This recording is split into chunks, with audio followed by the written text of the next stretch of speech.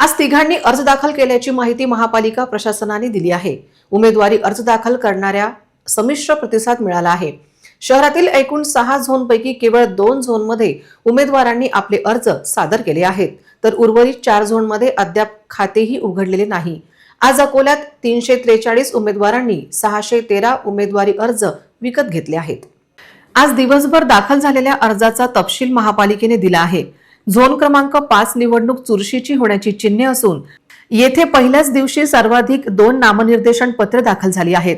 Zone क्रमांक 2 या झोनमध्ये 1 उमेदवाराने आपला अर्ज दाखल केला आहे, तर झोन क्रमांक 1, 3, 4 आणि 6 या 4ही झोनमध्ये आज एकही अर्ज दाखल झालेला नाही।